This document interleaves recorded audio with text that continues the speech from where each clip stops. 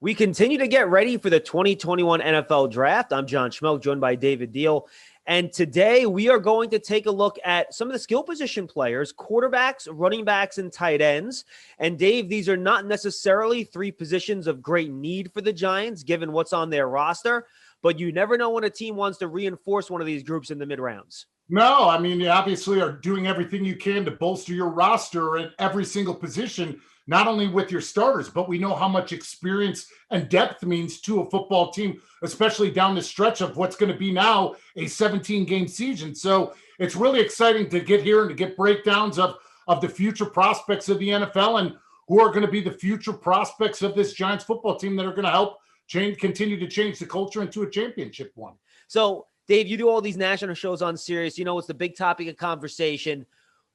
How many quarterbacks do you think go off the board in the top 10? And a bonus question for you. Will one of those quarterbacks be on a trade up for somebody moving into the top 10? These are the things that you love, the anticipation, the questioning, what's really going to take place. And, you know, I know you're like myself. We're all about breaking down prospects with our notebooks here and going through.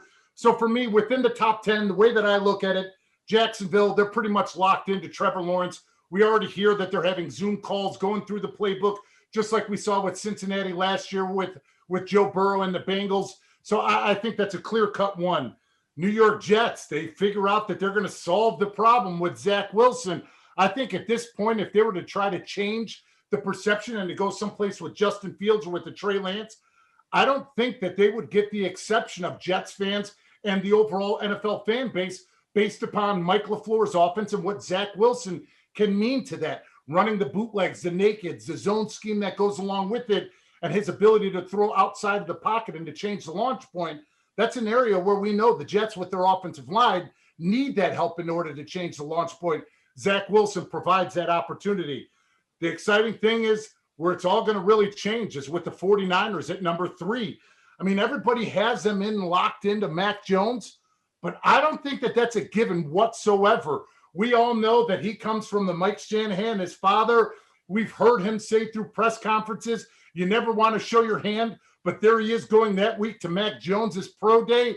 I think there's some things behind the bench that can happen. Some people are saying Trey Lance. Some people are saying Justin Fields. I think that Justin Fields would be that fit in that offense. If you make him force defenses to play 11-on-11 football and the zone read and the downhill running scheme, that fits exactly what Kyle Shanahan wants to run. The Atlanta Falcons at 4.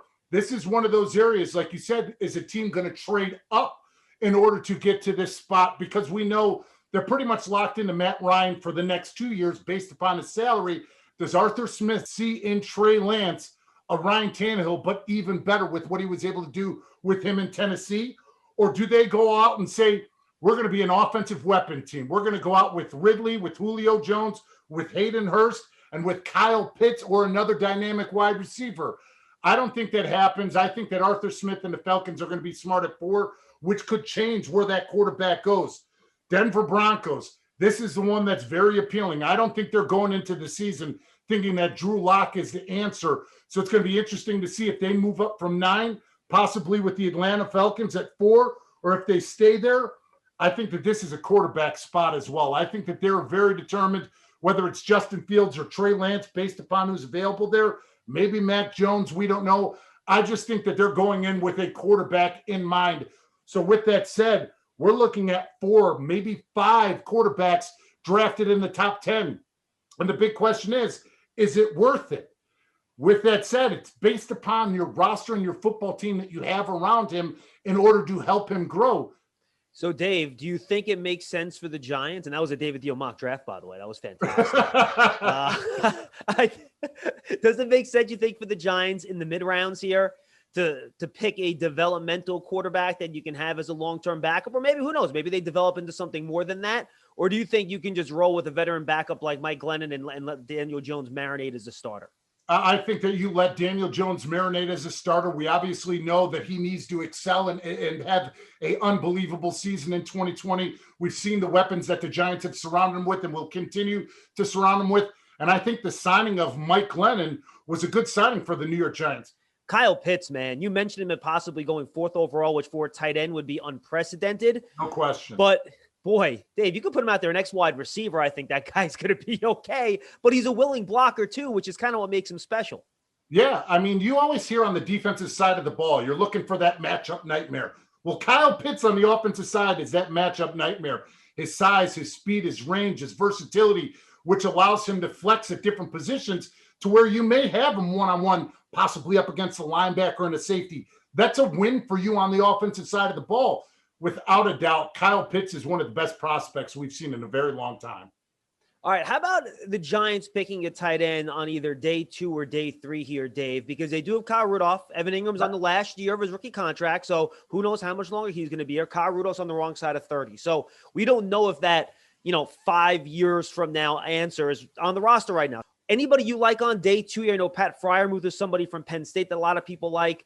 I think Tommy Tremble out of Notre Dame is a fascinating player who can, I think, almost play that Kyle Juszczyk role and do a little fullback, do a little tight end. Who do you like maybe on day 2 or day 3 that could be a good fit for the Giants as a long-term tight end? All right, I'm going to the game breakdown notes here. Here we go.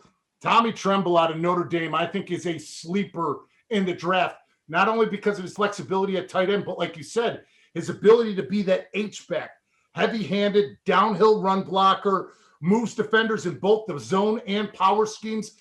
That's something that you love about him. Notre Dame ran a lot of different run schemes. They ran power, they ran zone, they ran duo. He fit all of those, so he fits any NFL scheme and offense that you're looking to run. Pass pro, good footwork, drops his weight to get in and out of breaks. Pass pro, if you put him at the line of scrimmage, he will punch, he gets his hands inside, he's able to hold off and take on defensive ends. That's that added aspect that you definitely want out of your tight end. Needs to use size more at catch point. He likes the power for when he needs to get in and out. But when he doesn't use that power, it's almost like he's at a standstill. But I love what he brings to the game of football. I love his nastiness. And he is that two-way type of player that can bring a lot to your offense. Anyone else at tight end really jump out at you, Dave, that you think is worth mentioning? You obviously got Brevin Jordan, great body control in traffic, and he is a yards after catch monster. He's physical. He drops his pads before contact. He ran a 4.67, but for me, he looks faster on film than a 4.67. He's not scared to mix it up in the run game. He'll push, he'll finish. They've used him as a lead blocker, but at that point, he's not strong enough at the point of attack. He's not somebody that's going to move somebody from point A to point B. But as I said, Tommy Tremble is my sleeper for the tight ends. All right, finally, Dave, running back. Obviously, Saquon Barkley coming back off his injury last year. The expectation he'll be back and good to go.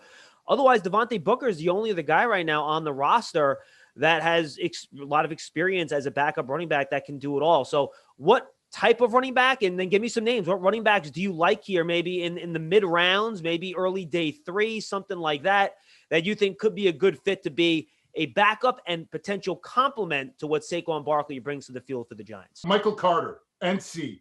I absolutely love his game tape. Got better every year in college, led the ACC in yards rushing per game and rush yards total as a senior.